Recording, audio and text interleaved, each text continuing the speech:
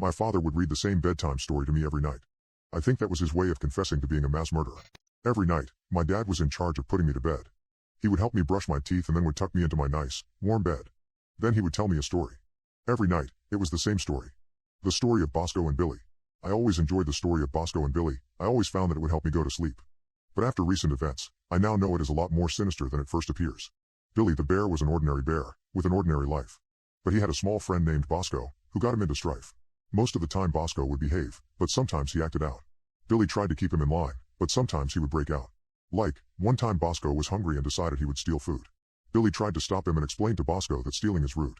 But Bosco didn't listen. He stole the food anyway, and took it to his secret spot and hid it away. Bosco took the food to the large oak tree that was in the woods. There he stuffed the food inside and that's where he hid his goods. Billy never found the stolen food. It's still hidden there to this day. Bosco wishes that it is never found. He hopes, and he prays. Billy is kind and Bosco is a little bit silly. And that is the story of Bosco and Billy. Now, the story seems innocent enough, but my dad passed away a few years ago, and it took a toll on all of us, my mom especially.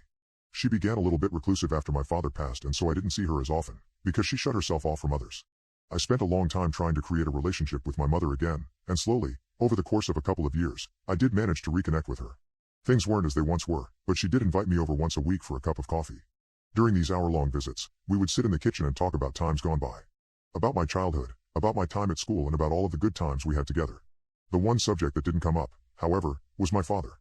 I think the pain was still too raw for my mom to talk about him. On one of my weekly visits, though, I thought that I would try and mention my father, as I felt that it might do Mom some good to talk about him. I decided to mention the story that he would tell me every night. Do you remember that story Dad used to tell me before bed, the story of Bosco and Billy? I hesitantly asked, not knowing how Mom would react to the mention of her late husband. Mom looked up from her cup of coffee that she was drinking. She looked confused.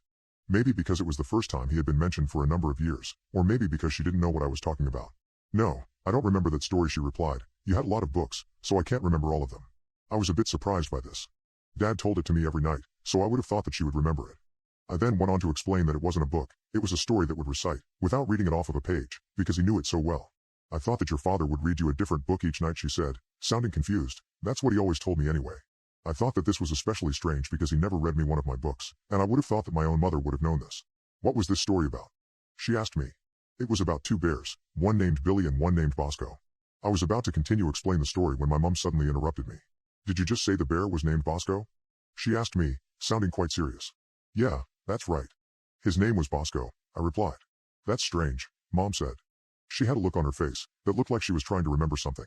Your father used to tell me about a friend that he used to have a friend named Bosco, Mom continued. He used to say that Bosco would get him in a lot of trouble when he was younger.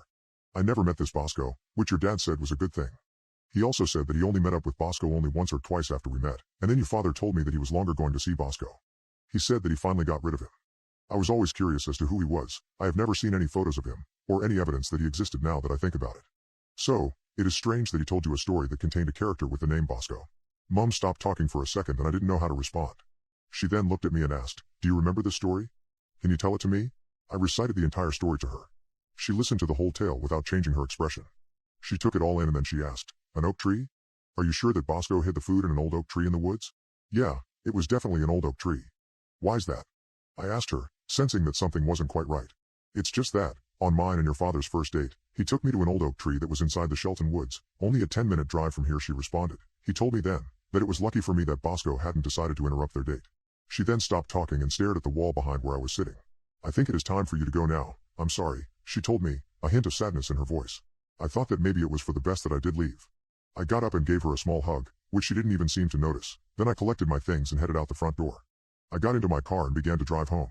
On the way home, however, the thought of the old oak tree and Bosco began to fill my head.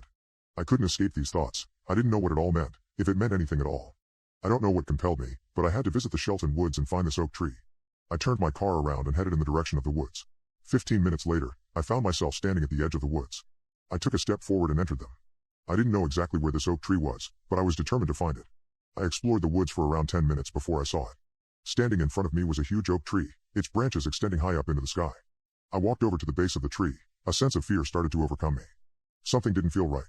It felt like something terrible had happened here. I looked down at the ground, at the base of the tree, and I saw that the dirt there looked slightly different than the rest of the dirt in the woods. I don't know why I did this, but I bent down and began to dig in this dirt. The police say that if I hadn't started digging, then they probably never would have found them.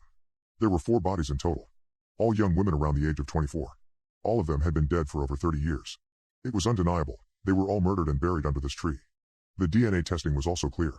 My father was responsible for the murders. Somehow, he managed to keep all of this hidden for many years. He never told anyone. The only clues that he gave were through my bedtime story, which I think was his way of confessing. The only thing I am not sure of now is, who is Bosco?